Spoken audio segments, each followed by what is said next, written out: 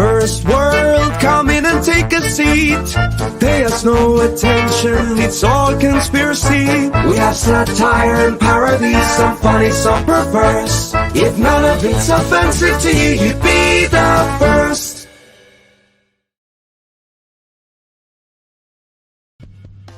The Immortal Mask, a 1970 superhero crime noir adventure that follows a retired soldier who is given a covenant interview with a death row inmate. What he learns from the interview thrusts him into Atlanta's shadowy underworld. He will have to utilize his military training to survive from being hunted for the information that could topple the most powerful ruling class in the city. This is not a pre-order or a crowdfunding campaign. Get your books now at Denali's.com. Hey, yo, it's me, Pops Van Marmalade, and you're watching the Comics-Related Madness Network. Huh? So come get some. CromCon. CromCon. 25 seconds to curtain, folks.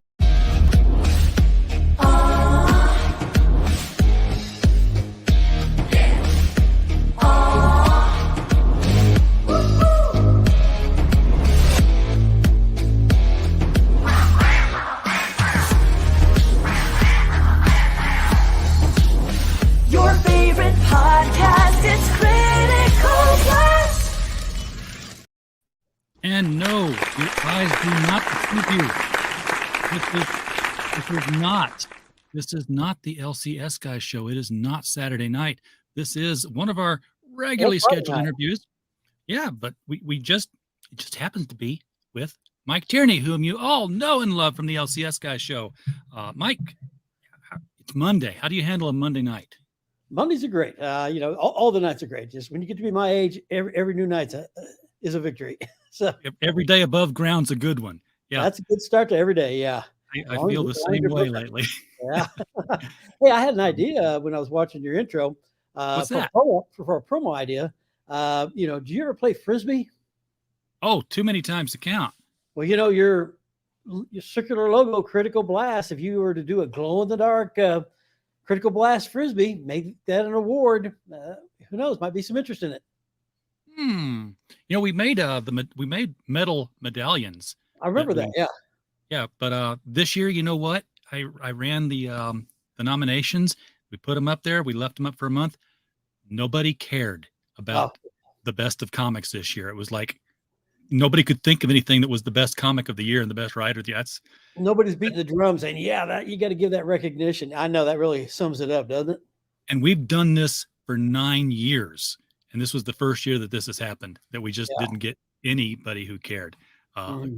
Comics were not on top of their mind this past year. So, yeah, they're not, I'm seeing it, with my mail order business. I used to be retail stores. And I keep thinking, man, I'm glad I don't have those stores anymore. 5,500 square foot of retail space, all those expenses.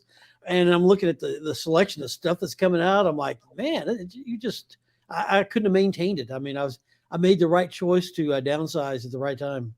You could run it with a lot fewer racks these days if you were just to pick what people are actually buying, because that's how you do it, man. You ask what your customers are wanting and you order to that.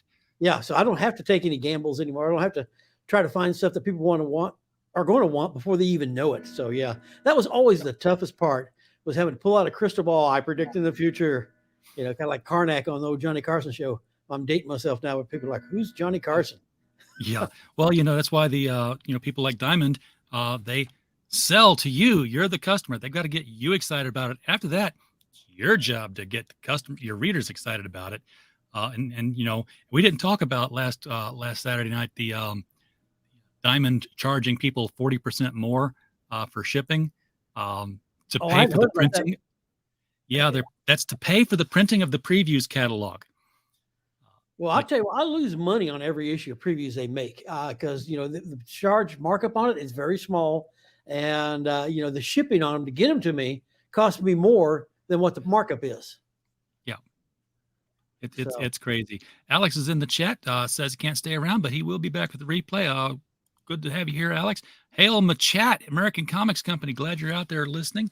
So people, Mike ran a comic store for 40 years, give or take, and closed it down during COVID. Went straight to mail order with his existing customer base. So you're mail order, but you don't have a website where people can say, hey, can I buy this? I don't. I've got regular customers say I want this title on a regular basis, and they call me, and email me and tell me their special orders. I don't have to gamble on, is this person going to be legit? Will they actually buy what it is I'm ordering for them anymore? I don't have to deal with that. That was always one of the biggest loss leaders. Was people say, hey, buy that for me. I want to get it, and maybe I'll think about it. Kind of like that. Oh, I bet. Oh, Mike Walton, I highlighted you first thing in the chat, man. We were talking, and I ran your thing. Glad you're here. Good to see you out there. You're going to be doing the niche news tonight. But Mike, do you worry, or do you even care about getting new customers in that model? Because if you just got your customer base, Father Time says that's just going to shrink. Well, let's put it this way: when I first set it up. And of course now talk about how long I've been doing it. It feels like it's been more than 40 years. I did my North Little Rock store for 38 years. I did my Little Rock store for 32 years. And if you put the two together, that's how long it felt like I'd been doing it. So I've been doing it longer than I've been alive, And but I had so many people set up, and I thought, okay, this is going to really whittle down, and like what you're talking about. And I have had some attrition. But I got to tell you, right now, it's just now starting to get to the size where it's manageable. I mean, it was just almost too much for the first, 2.5 years I've been doing it this way. And we're getting close to 3 years now.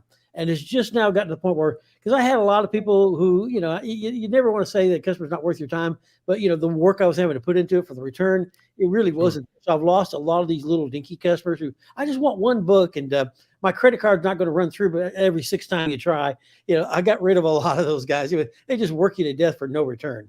And so I got rid of a lot of the labor. And, I'm down to the real legitimate customers now.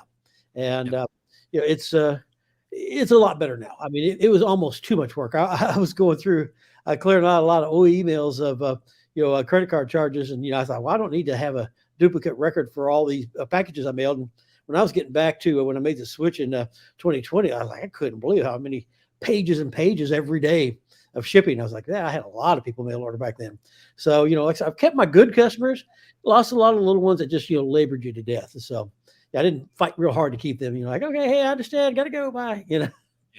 I'm down to being one of those, 1 or 2 book guys myself, because there's just not a whole lot in the stores. Well, and if you're 1 or 2 book guy, but you're reliable, you don't have to run me laps, like I'll tell some people, look, I want to ship you every 3rd or 4th issue that comes out.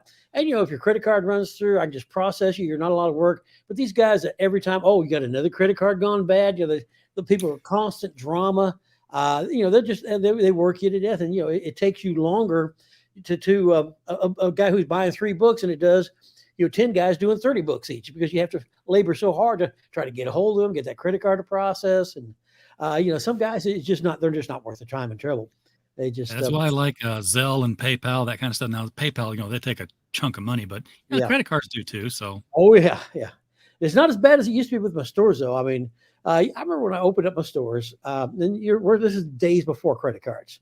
And you took a lot of checks, and you would have some hot checks, but you could usually collect on those because they had pretty stiff laws against hot checks. And I think maybe about 3 people I never did collect on. And of course, you never want to take an outside check because that just may as well be made of rubber, because those things bounce like a basketball. Oh yeah. Yeah. And, then the credit cards came on. But before that, if you operated on like a 2% profit margin, you were doing pretty good. Nowadays, you're operating on a 2% profit margin. Well, that's not even going to cover the credit card fees. Credit card fees, especially those ones that get cash back. What it really is 3 for us, 1 for you, and they're just gouging the retailer out the wazoo on fees. And those cards, I won't accept them when they keep trying to get me to switch my credit cards over to. I'm like, no, I'm not doing that to retailer. I didn't want it done to me, and I don't want to do it to anybody else. And it's outrageous fees, and they keep most of the money. They're it's a big money grab, and they're just using you as kind of like their inside guy. Oh, I know. I do. I do the shipping for people and fulfillment. And it comes time to get paid on PayPal. I'm like, big money coming in. And I look at what they took. I'm like, did I actually make a profit on this? Is my margin too low? I know there's times where, just subtraction, is actually addition, because sometimes you just can't afford some business. Some business is just not, it's not worth it because there's just nothing left over. Your time has got to have a value, and everybody wants that 5-star treatment for a budget discount rate. Yes. All right. So if you've watched the LCS Guy show in the past, everybody knows that Michael has been producing some big and high quality books, and you just collected one today, I hear. Yeah, I got another one. And, if you go back to what you're saying about the books, I've been doing the stores, retail for nearly over 40 years now, if you count my mail order time. And when I first got into business, the reason I got in the business was I'd had my first stories published, when I was accepted when I was still in the junior high. I was the editor of the school paper, Then, I was working at the newspaper. Then I got into printing. I was a journeyman printer. Then I got into printing management. I knew everything there was about not only the creation, but the production and how to make a publication. There were two things I didn't know, and that was the retail and the wholesale side. So that's why I opened up the store to do the retail and the wholesale side and got that figured out. And I didn't realize it was going to keep me so busy for the next several decades. And the one I just went and picked up today is they just got off the printing press, is the Robert E. Howard Art Chronology. Now, as We've been talking a lot about that one. Yeah. I did the Edgar Rice Burroughs Art Chronology about 4 years ago, and 5 years ago, I think maybe was when it came out. And now the Robert E. Howard just came off the printing presses. They've still got to get the custom slipcases made because they wanted to wait to get them in so they could custom fit them exactly the size. You don't want to make those things like, oh, they don't fit. And so they're sitting off the set right now, and going to try to get them made. There's a big event coming up next month called Howard Days, and they're wanting to try to get them done in time for that, because that's a big sure. They celebrate the anniversary of Howard's life, and it's down there where he was born and raised, or not necessarily born, but his home, his ancestral home, or where he was living, where he died, I guess the best way to say it, because he did move around a bit before he ended up there. And this was a major project. The Edgar Rice Burroughs Art Chronology was like 2 years out of my life every free minute. The Robert E. Howard one, it's actually 25% bigger. Edgar Rice Burroughs was 1,200 pages. This one's 1,600 pages. Wow. The Burroughs one was like over 5,000 images. This one's over 7,000 images. The Burroughs one was like 120,000 words. This one is 360,000 words. And, I did the layouts on both of them, but this time I actually did the actual pre-production. I sent it to them press ready. First time I was doing the layout, and then they just kind of mirror what it was I laid out. And This time I actually did the actual everything to pre-press. Well, I just sent them a file, and they sent that straight onto the printer. Didn't even have to look at it. And so it's great to have that kind of control. And so I'm real proud of it. I think it's a beautiful looking book. So are they going to have copies on hand at the Howard Days event, or? Yeah, well, that's the plan. Right now we got the books, we just don't have the slipcases, so we're hoping we'll get them in time. Just to kind of give you a sneak peek. Yeah, let's take a look at these. Now these they weigh about 8 pounds each. Here is the. I always get turned around because I'm working in reverse when I'm trying to show it on the image here. This is the first one, the pulps, and when you look inside, you also have the same image on the cover. Oh yeah. And then on both end papers, you get a map of the Hyborian Age. And this was something that the Heroic Signatures people, those are the people who are the license holders for Robert E. Howard, had manufactured. And they let us, gave us permission to use it inside the book. I was originally going to create a custom map of my own. And when they said, you can use this one, I'm like, yeah, we'll just do that. And, yeah, because it's, again, reproducing the art for Conan, which is a lot of what this book is doing. Right. And so he's just trying to give you a flip through. Now I can't see what I'm doing, so I'm just kind of trying to flip you a few pages here. Oh, flip them all. Yeah, it's hard to manhandle that book in front of a camera, isn't it? Oh, it really is. Yeah, well, it's got such weight. It's just wanting to pull all over the place. And the second one, same way as it was on the first volume, has to do with the books. And it's always nice to create a book, and it was the same way on volume 2, the first one with Edgar Rice Burroughs, which had a Frank Frazetta cover. Well, this one's got a Frank Frazetta cover too, and has a lot of great. Do this. I can see what it is I'm doing here. This whole bunch of interior covers. I'm giving you all the details. Every different edition ever made. wasn't catching a lot of great art pages, but there are a lot of them in there, and a lot of full page images. That one's on the books, and gives you his entire publishing history. Then the last 2 volumes, just like it was on the Egg Rush Burls, the comics are just too big to fit into one volume. So volume 3 and 4 do with the comics, and of course we start with the Barry Windsor Smith. Now, actually, I give you a little history before that because there are people imitating it and doing swipes of Robert E. Howard before that. And but I give you every cover ever made, the history. I give you the creative team, what was going on in the story. I give you a synopsis of every comic ever made.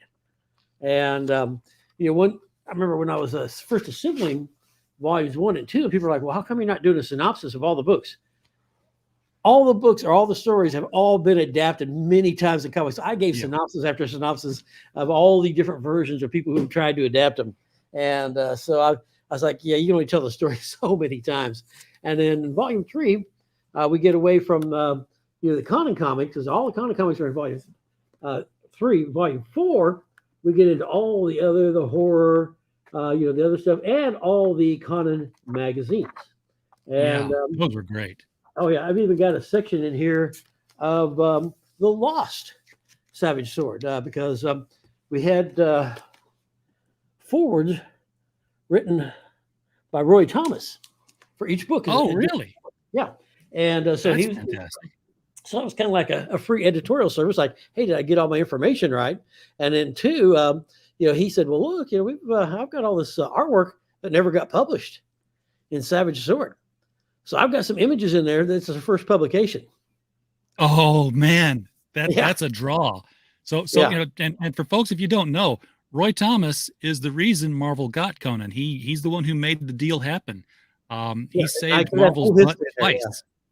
He brought in Conan, and later on, he's the one who convinced Marvel. Said, "Hey, this Star Wars franchise over here. Yeah, I think you should really bring it in and start writing some new stories for this thing." Because they didn't want to. and they said, well, okay, he brought us Conan, and he was right about that one.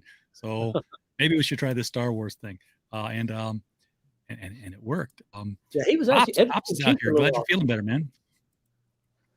So to get a forward by Roy Thomas, and of course, naturally, he's going to have, if there's unprinted artwork, he's going to be the guy who has it.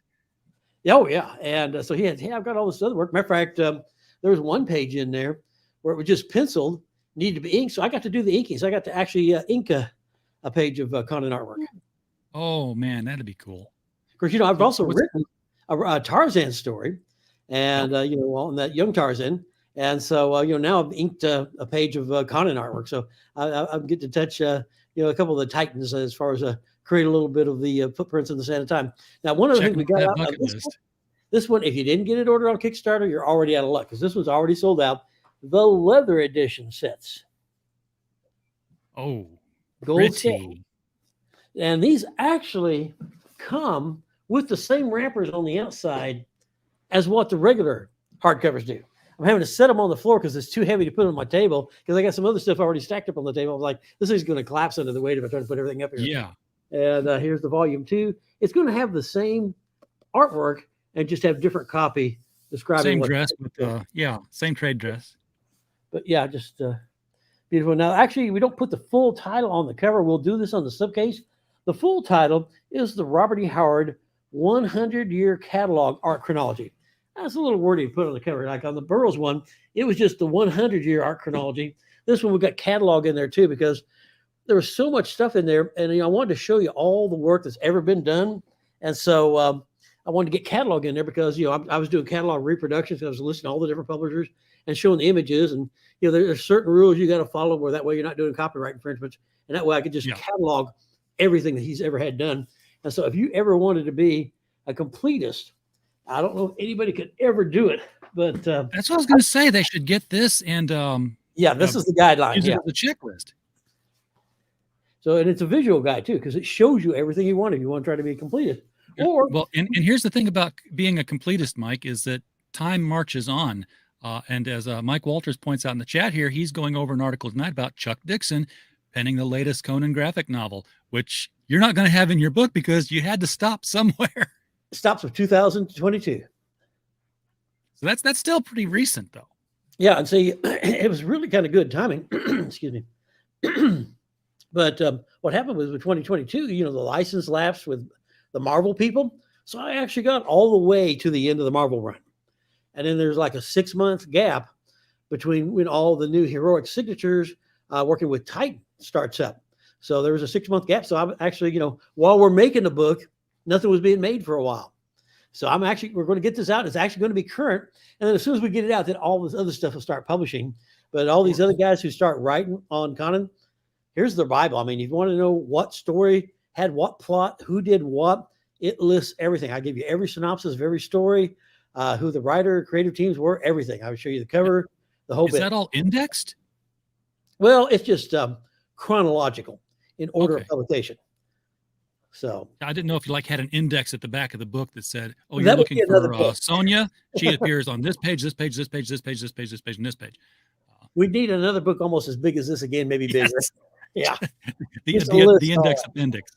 I thought about that and I was like, yeah, it'd be a whole nother set. There's a certain point where you're like, how much information can you put into it? And believe me, I maxed it out. I mean, these, I really had to fight to get everything in here. Like when I'm doing my narrative and, descriptions and things like that, I'm using a 14-point font because I wanted it to be real easy to read.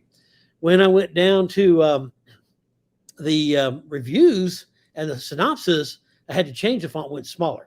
Forget it was like an 11-point font or a 10-point font, but I really had to drop the font point down just to be able to fit in. It's 360,000 words. So, with 7,000 images. So it was hard to fit it all in there as it was. You ever seen The Wrath of Khan? Yes. Where they're building the Genesis device and we couldn't fit one more scrap of information in here. Bingo. That's what I just showed you. Couldn't fit one more scrap of information in there. So you talked about, copyright rules about how to catalog the books and such. Copyright was a thing when in France, I believe it was, where they did the Sumerian. They thought they could do something and found out that trademarks still applied where they were. Right. Do you include those books? Yeah, and those are some of the ones where I kind of did catalog because some of them were licensed with heroic signature, and then I was like, I couldn't tell which ones were ones that were they had the rights and had permission here in America, and which ones were just reprints of covers from Europe, and there might be questionable rights. And so that's where I kind of went back to the catalog. And I, unless I knew I had rights, I didn't try to reproduce anything full page.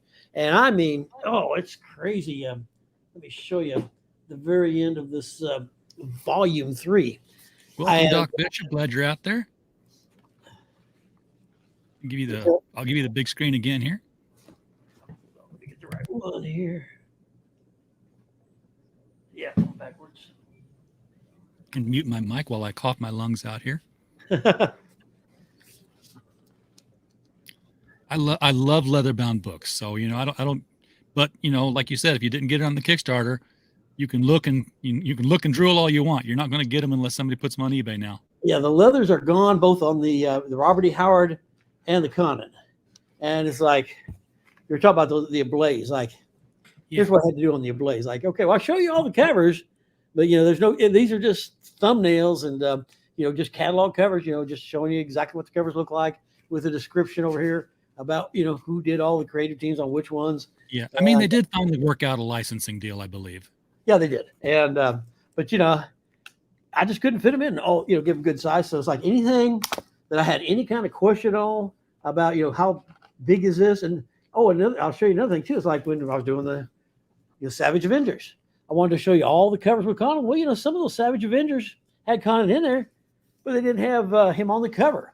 So again, they got this made very small at the front of the book. I clear out the copyrights. Look, this is this is Do we have to canonically recognize the Savage Avengers as real Conan? I mean, come on. Yeah, it's some of them that just. Oh, here we go. I mean, I was half expecting, and maybe it happened because I just don't get into that title that much, but I half expected Conan to pick up Thor's hammer. And then this isn't even all the Conan number ones. This is just a couple pages of the number one Conan number ones. Brought him back. I mean, so they just do so many multiple covers, and I had a phrase that because it got so bad between them using, covers from Dynamite. Again, that was another thing. These are the Red Sonja covers. So he's got Conan on there, but, because the rights for the Conan name first, you had the ones with Red Sonja first, you really didn't have. So I had to go real tiny on those. So I just show them just in thumbnails, and just to give credit to the creators for their work. But I don't want to infringe on the copyright, so I just do the catalog images that were just thumbnails and just small size, just for reference only. Yeah, I hear you. So yeah, if you're a Conan collector, this is your map. This is your treasure map to finding everything that's out there. And there are some items I've got listed here. There are single-digit copies of, and so some of this stuff was just impossible to track down. But I tracked it all down, and that's where the advantages that I had from being a retailer for so many years. And I was a professional purchaser before I started my businesses, because I used to do the purchasing for International Graphics in addition to managing my own division. And so I had brought those skills over to me when I became a retailer. And it always blew my mind, because people would come in and complain about how stores they were shopping at said, well, we can't get this, or I can't find this. And it's like, all they got to do is do this, this, and this. And so, I was always real good about special ordering things for customers and getting them what they wanted. And that's one of the reasons my store has lasted for like 40 years. Get your customers what they want. And, that was my purchasing background, to track stuff down. And believe me, I had to do some tracking on some of this stuff. I mean, I had to do a lot of international shipping to get some stuff over here too, because I also cover everything that was made in the UK as well. Yeah, well, Conan's a global phenomenon. So yeah, I don't get outside the English language. The only foreign language I do is the King's English, and that's it. So once the slipcases have been made and received, fulfillment begins. Yeah. So you'll lose your living room again to cases and cases of this thing. Actually, I don't have to do that. That's the publisher's thing. So. Oh, lovely. Yeah. Now, one thing that we did differently on this one from the Edgar Rice Burroughs chronology, and I do have some of those here just to show you the chronology in case people don't remember it, was because these were massive too, and so you put the two sets together, and it's going to weigh as much as a bag of concrete. And these, I did signings for all the Kickstarters, but I had my Little Rock and my North Little Rock store with 5,500 square foot. I had a place to stack these when they came in. So they had all the ones that they needed to sign direct shipped to my store. And I mean, my Little Rock store was so filled, we could barely find a place to walk around until I get them all signed. And then, of course, the publisher came, picked them up, and then started shipping them all out. Couldn't do that this time because I couldn't have fit them in my house. And no, so we didn't offer signatures on the sets for the Robert E. Howard set like we did the Burroughs set. But that's not how you do that anyway, Mike. That the publisher should have there's a workaround for that, because I've done the same thing. I've signed books that were printed in England, and there was like no way to send all the books to me to sign and then send them all back to England. It would have cost too much. All they did was send me sheets of paper, and I signed the sheets of paper, and they got bound into the book. So I actually signed every one of those books. And I'll tell you what was really tricky too was I could tell because this is on coated paper, and I remember there was one time we were having tornadoes in the area, and we had kind of a method figured out about okay, I signed this, and this is the amount of time, how many books I can sign before the start of the section is dry, and then we can start just kind of rotating around again. And I'll tell you what, when we had tornadoes in the area, that ink did not want to dry. It's funny how the atmosphere can affect how fast ink will dry on paper. So yeah, there was no signatures done on this one. So people have to catch me in person at a convention or somewhere like that to get their copy signed this time. Are you going to be going to conventions then? If I'm invited as a guest, I'm not going to go as a retailer. I just my days of actually going out there retailing and hawking, I think those are pretty well done. If somebody wants to make me a guest and pay for my expenses, I'll come and do things like that. But yeah, are there Conan conventions? Well, I'm probably going to go down to the Howard Days that they have. And we will probably try to do a release there. I mean, it's not 100% yet, but something I'm thinking about doing. And so, there's maybe some other things like PulpCon or something like that. Which this stuff is really, concentric to. But yeah, I only ever went out to San Diego Comic Con one time. And that was when I was up for Retailer of the Year. I had to go see if I won. I didn't, but it was one of those things that kind of spoiled me because that was the last year where they opened up 2 days early for retailers only. Oh boy. Oh, it was fantastic. And, the next, once it opened up to the regular public, well, I was leaving to go visit an old girlfriend in another part of the state while I was out in California. And as I'm taking the shuttle back to the airport, I was looking at the lines out there like, oh my God, to have steel-toed shoes to walk around in that crowd. Yeah, As they don't do I that used to work. anymore.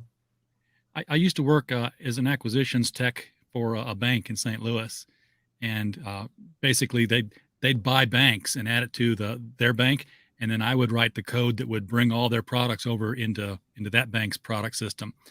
And there was this time we were meeting over a bank that they were buying in San Diego, and my boss looked at the business analyst and said, "So have you got your hotel reservations?" And he's like, "I can't find a hotel within 100 miles of San Diego." And I stopped and I thought, and I'm like, "Nope, you can't."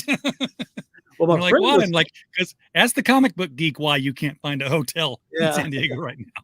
Well, my friend, she was a travel agent, and she actually helped me get arranged in a room. There was actually a giant hotel right next to it that overlooks the bay, and she helped me got me a room overlooking the bay. I mean, I had it fantastic. I mean, just walk back and forth to the hotel. I mean, it was a sweetheart. You were spoiled.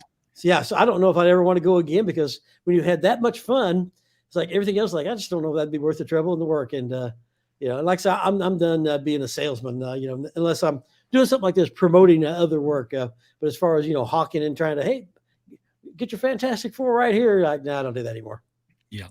Well, speaking of other work, while you were doing this Robert E. Howard thing in your spare time, Catch as Catch Can and all that, you started another book. You got 2 covers for it. Yeah, unfortunately, I don't have one of those to show, but this is done with Kursova Publications, and I've got you some other projects I do have with me to show you that I've done with Kursova, and but that's it's different from anything else I've ever done. As you know, I'm known for both my nonfiction and my fiction, because I write adventure fiction. My best known work is Wild Stars, which Kursova publishes, and but this was just something a little bit different. And and I showed it to him, and he's like, "Well, I just don't know if it's quite right for Kursova in the magazine." But he said, this would be a fantastic thing if it was illustrated. And it really needs to have artwork to go with it, because it's got so much imagery in there. And so I never really knew of another artist who could just draw it out the way I wanted to do it. And so finally, once I get the chronology done, well, I needed to kind of, I'm about to start getting back into my Wild Stars novels again. And so I just kind of need to do something, just kind of break the pace as I switch from nonfiction back over to fiction. And I wanted to do something with artwork again, because I've kind of abandoned my artwork when I had my stores. I just didn't have time. It was either going to be write or draw. You couldn't do both and run 2 stores at the same time. It's just the hours were not there in the day to do all that. And so now I'm kind of getting back to my artwork. And what you are seeing represented on that cover is an actual event. This is based on a true story. It's a modern day fairy tale based on actual events that happened in my backyard. We had kind of what they call an Indian summer, where you're in the middle of the cold, and all of a sudden you get this warm snap, and it just confuses the heck out of not only the trees, but the animals growing in the ground. And fireflies, it will gestate for like 3 years.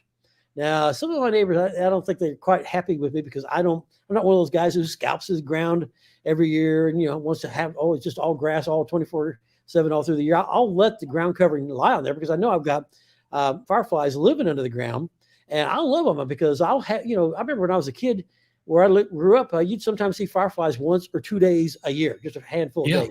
And that was it. I have fireflies from spring to fall every single night. And knowing that it takes them several years to gestate, and of course I see squirrels coming trying to dig in the ground, trying to dig them out. And so I've always encouraged my growth. I've been here in my house like 30 years, so I've got a heck of a firefly colonization going all over my yard. And I never put chemicals down, nothing like that. I encourage them to grow. And when we had that warm snap, they thought, hey, it's spring, time to come out and party. And then it got cold again. And I have never seen fireflies behave like this. Usually fireflies, when they come out, that's when they do their mating dance, and luminescence and attract mates and this and that. And then they'll do the thing and then go back in the ground and eat up and have babies. And then it's the next generation to go through a 3-year cycle, be around for 3 or 4 days. And so I had hundreds, probably thousands of fireflies, just they all over the place. And they went to a frenzy. It was like fireflies on crystal meth. I mean, they were just Yeah. like zap, zap, zap, zap, zap, and they It got was up. pretty to watch, but to the fireflies, It's purely sexual. Yeah, exactly. And but they were they had to beautiful hurry like up. the pillows, though, and so they got up into my pine trees, and that's actually a fair representation of what they look like. Lighting up my tree. I mean, it was just like the most incredible sight I'd ever seen. I was getting out my camera trying to capture it. I was getting out the video, and it just couldn't capture it. And so always wanted to show everybody what I saw, and so I had to do it with artwork. And while that was going on, I also moved a wood pile, moved an old wood pile up closer to the house to put in the fire, and then brought in some new wood. Well, when I was disturbing that wood pile, it disturbed a little nest of some bugs that were nesting in there, hibernating. And so I got to thinking, I wonder what happened to them. I mean, I wonder what their viewpoint of not only me, like some giant Cthulhu monster stomping through the world, but what's going on with all the fireflies, because those fireflies were probably predators to them. And so what kind of adventures did they have from my actions? And that is the second part of the Skydance of Winterfire. So it's two stories. It's me just telling you kind of what I just did, and then telling you the second story of Wallflower and the Dawn Maiden, of a couple ladybugs trying to survive all these events and their romance and their adventure. And folks, this book that we're talking about right now, you can find it funding on Kickstarter. The link is right below the video. I'm going to scroll down the Kickstarter here for just a second because I want to get a better. This is a video shot, and it's blocked. I want to take a look at some of the pictures you've got on here. Now, this is the more realistic version of what you saw, right? Right. Yeah. So it starts out all realistic, and me describing what happened and all the events, like I was just kind of paraphrasing just now, and then so it's all done in real world and in oil painting style, and throughout the interior. And then when you get to that next image, well, that's not the next image. No, that's not it either. A little bit further, and okay. Now we're talking about other projects I've done. That's Krasova Classics. I thought we were going towards this one. Yeah, now that's an image from the inside. That's kind of closer to the end of the story. That's kind of like the bad guy ladybug in there. That's Genghis Khan is a ladybug, kind of not actually supposed to be Genghis Khan, but just kind of that was the look I was going for. And maybe I should just click here and see where that takes me, because this is going to have everything on the Wild Stars page, right? Yeah. Okay, there's the image I was thinking. I was thinking about my website, and so that right there, that's where you make the transition from me, talking about, hey, what I experienced, and that's how I start wondering, well, how do the animals and the bugs view me? Am I like some giant Cthulhu monster just stomping through the world, just the big destroyer? And then from there, then I go into the fantasy story, and all the dangers and things that they have to survive, and all, because I took them from the safe place. Now all of a sudden they have to find their way in the world, try to find a new place to live and hide out and survive all the dangers that they're being exposed to. And so it was really fun to kind of illustrate that, because this is a combination of photography, artwork, and AI to kind of generate a few things on there too. Because AI is real good for generating watercolor images and this and that. Even though I went with a painted finish on that, and it just it's good for getting things to put in composition, right? But, and then as an artist, you still have to paint it. Right. And so, I've done digital painting, 100 episodes of Beyond the Farthest Star. I painted all that. My Wild Stars comics, I did all the gray tones and black and white digital painting. And so, that way, but I'm really enjoying working with color and bringing all that out. And then in the back of it, I've got an article. You keep on scrolling down, but because I've got an article that's in the back of that magazine where I talk about that and, my background and the other stuff I've done and the evolution of the publishing industry. And so I just go ahead and print you the whole article right there on my website where you can read it. And they're putting that on there as updates on the actual Kickstarter, and then showing you the different projects I've done and, other arts that I've worked on. And there's the Robert Howard chronology we were just looking at. There's the Krasova where I pulled 100-year-old pulps and restored the covers to make them look like they were brand new, and or like they had no text on them at all. And then down here, like that one's kind of showing a little bit of the process of pulling from Midjourney elements, because Midjourney, it does a lot of great stuff, but I'll tell you what, you don't want to just... It does a lot of weird stuff. Yeah, exactly. And it's like, who was the guy who said 90% of everything is crap? Sturgeon's Law. I think he knew about Midjourney, so because 100% of what they generate is crap. And you tell I just pulled little tiny pieces of this and that and built my composition. I knew what I wanted to do in an image. I just had to find the elements for it, and and working with it, and then paint over it that way. And then then I talk about Midjourney because right there, that's images from my not Beyond the Farthest Star, my Multiversal Scribe magazine. That's something that I did all the stories of and all the artwork back in 1977. And this is back when I was still just a journeyman printer. I hadn't started working in printing management yet. And there was a new invention at that time called Pentel rollerball pens with water-based ink. And before you had to use the ink pot with a scroll, type of scroll pen or whatever. And, scratch, dip your pen, scratch. And all of a sudden, rollerball, you could do detail. You didn't have ink spots going all over the place. And that just inspired me. So I did like 22 illustrations for that using that technology. And again, that's all my original compositions. And so, I've kind of found that fun to, take all my other skills that I developed and, create new stuff. Thank you, Woody. Good to talk to you again. Woody's used to shop at my stores. I'm pretty sure it was that Woody. Probably. He's up here around me now. Is it? Oh yeah. This is your back cover now. How does this fit in here? And by the way, when I see Skydance of Winter Fire, I think it's like, is this a Weiss and Hickman Dragonlance novel that I missed?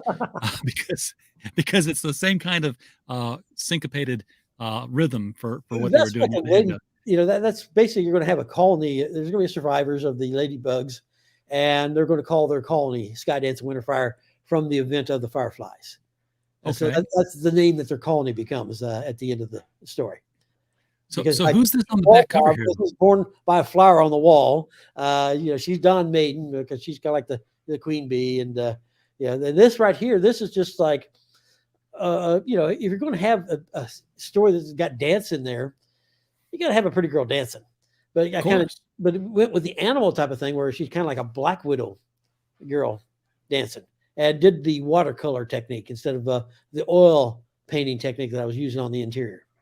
So that was just a different type of picture. Just show a pretty girl doing a black spider dance. It's gorgeous. Kind of ties with that other black spider you saw earlier. Yeah. Now you've got a video here. I don't know if I'll be able to play it, but we'll give it a shot. Yeah, the video is I shot a whole bunch of images of the interior of it, and when it opens up, it shows like a diving bell helmet because I'm a master certified scuba diver. So I was going to just, the diving bell is going to be going, hi, this is Michael Tierney, and then lead into this thing that I recorded. And I hadn't used my video equipment in a long time and to make videos. And so once I got it all uploaded and all done, the audio did not come through. Oh, instead, and what I thought I had muted was the background when I was making it. Instead, that came through. And as I'm holding the camera real close up to the computer screen to take video capture images, and you caught my breathing. So I thought, well, that kind of almost works with you. You see the diving bell helmet, and you hear the breathing, kind of like a Darth Vader type of thing in the background.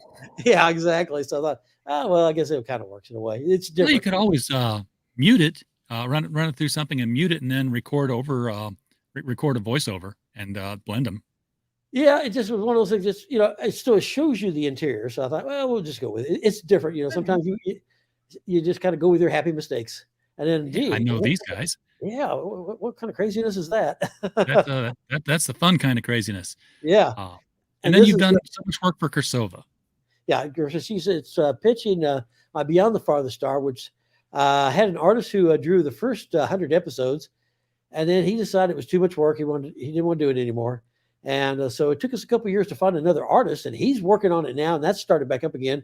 In a way, it kind of worked out well because during that 2-year hiatus, that's when I was working so hard on the chronology. And by the time I got done with the chronology, that's when we got the new artist and started kicking that together. And then here's all the different stuff I've had on Kursova. And I'm appearing in every episode. So that's just kind of like an advertisement I worked up right there at the bottom of talking about how I'm in every issue of Kursova. And a matter of fact, I got something here I can show you. Okay, let me give you the big screen. This is the latest issue of Kursova, shipping now. It should be available where you can order it on Lulu and also on Amazon. Lulu, you can get it in hardcover and paperback. Amazon, you can get it also just in paperback, and it's going to cost you about the same as it would to get it on Lulu, but it's going to be on cheaper paper on Amazon. But this has got the first installment of the 4-part The Gold Exigency, which is the 7th novel of my Wild Stars. Now, these characters on this cover first appeared in that Multiversal Scribe magazine I was telling you about that I did back in 1977. And so Right. they first appeared in this magazine, Oh. and with an illustration by me. And so that's where those characters first showed up. And I finally get to tell you the rest of the story that I was wanting to build, because I was, right when I was doing freelance and I was writing elements of my Wild Stars. And then, now when I'm doing the novels and doing them all in a sequence, I kind of had postmarks. Okay, this is what happens at this stage. This is what happens at that stage. I was like, I don't want to be showing those lizard guys until I get to this point for different reasons, which are part of the unfolding of the Wild Stars. Now here, this is the spring issue from last year. This is a novel that I first wrote back in 1970, 78 when I was moving from Kansas to Arkansas. And I never showed it to an editor. And so none of my ideas ever showed up anywhere else. I mean, that was real frustrating. I kind of got to the point where I got tired of submitting stuff because I was seeing other people using your ideas. And I never saw those ideas used anywhere because I didn't submit it to anybody. Now, I will say that some of my ideas maybe were too far ahead of their time, because I was imagining things like weaponized jet skis before anybody even knew what a jet ski was. Now that people are, oh, okay, that's more acceptable. Another thing that I had was, it was just a crazy idea at the time, that you'd have technology where you could use like this tablet and control giant machines off from a great distance. Well, now that's common technology. So now it's like, well, at least it's up to date now instead of being fantastic. But a lot of my things actually became my science fantasy became science fact, and so that one was published last year. And the year before that, this was something they serialized the year before, and last year they put it out in book form. Is my the fifth one of the Wild Stars, which is the atomic paradigm in this one, and they did that in paperback hardcover, and they also did a Kickstarter exclusive, which this one shows a bad girl of the series. She's kind of like about as evil a girl as you can get, and she has psychic powers.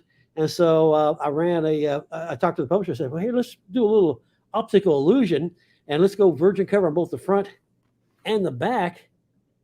And maybe people will say, hey, wait a minute, there's something different about that. She's using her psychic powers. And if you put them side by side, you'll pick up real fast on what it is. But when you're doing it this way, a lot of people sometimes have to think about it a little while to try to figure out what the trick was. Now that I definitely would have to. What's that? And that's artwork by Dark Philly, who's on Twitter. Yes, if you it want is. to follow her and check out everything she's doing. Yeah, and then the other four books, they have them in print, in paperback, or you can buy them all together in one giant omnibus. Okay, that just made all of your Robert E. Howard and Edgar Rice Burroughs stuff look like Cliff Notes.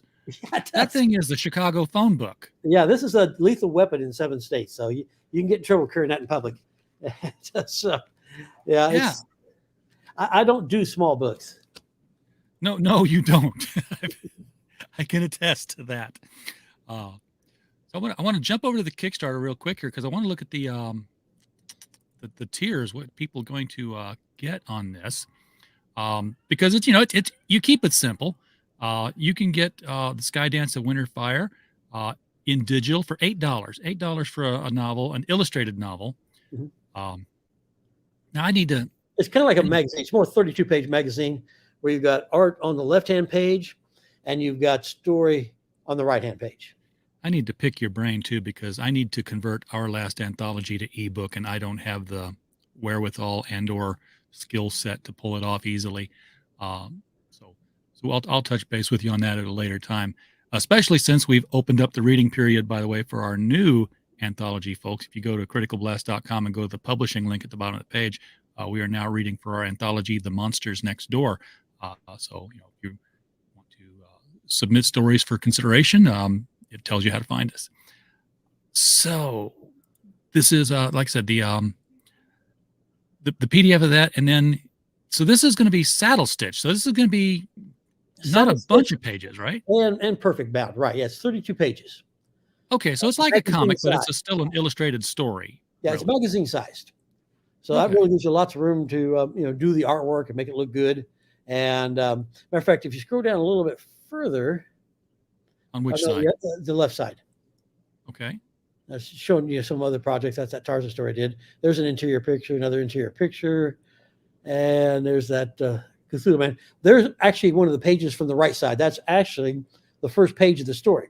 And of course, you've got an illustration on the left-hand side. So you got a big art print, full bleed, edge to edge on the left-hand side. And then on the right-hand side, you have that framework, and the text will be within it. So it's not a big, long story. It's more of a visual adventure.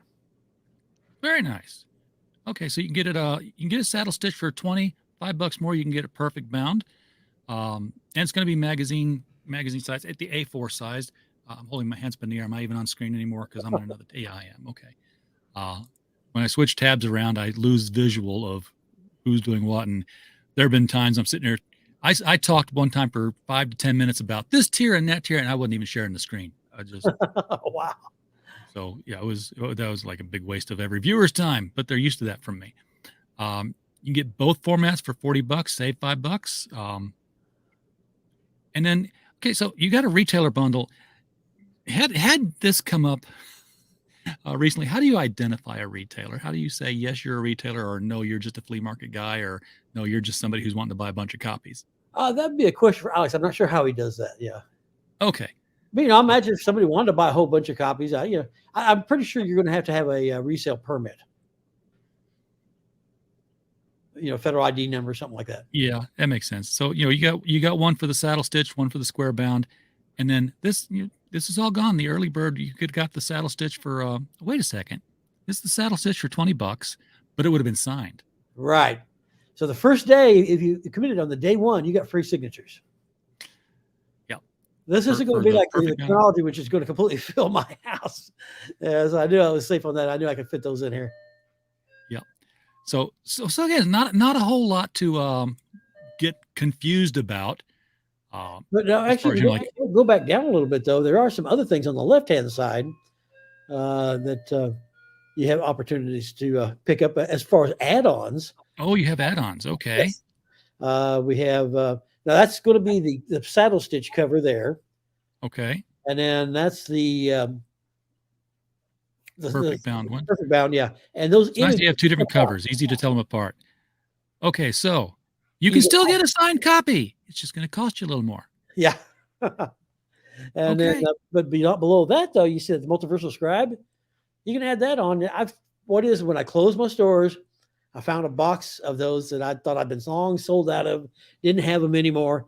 And I found a box where I had some pristine copies that just, when you have stores for 40 years, 2 locations, 5,500 square foot, things get lost. And I found some copies in pristine shape. So you got a chance to buy those from 1977 again. If you look online, people are asking $50 a copy on those, but I'll let you have them for $10. So you get a sweetheart deal. You're destroying the market, man. You're destroying the market. Hey, have you seen there's a website about a movie. It's called sellingsuperman.com. Have you heard about this collection? Up in the north, it's basically this family, this lawyer who had a form of autism that was undiagnosed for a long time, and he basically obsessively bought old comics, and in quantities. He had like 2 short boxes of Ghost Rider #1, but he's also got these gold. They're selling. They're putting it all up for auction now. The man passed away. And his family is trying to figure out, what to do with the collection and do it the right way. So they're doing one of the big auction houses. They're putting up a Batman #1 in 8.0. Yeah, we were talking about that on the LCS show. Yeah. Okay, so yeah, we did talk about that. Yeah. So when you say you find a box of comics, I mean, like, that's what I want. I want to find, not you. Not you, but I want to find some town where the local comic book shop guy just passed his days and expired. And there's an estate sale because I know what's in that house. Yeah. There's legends going around that I've got a copy of Action Comics #1. I do not. I never was. Are you sure?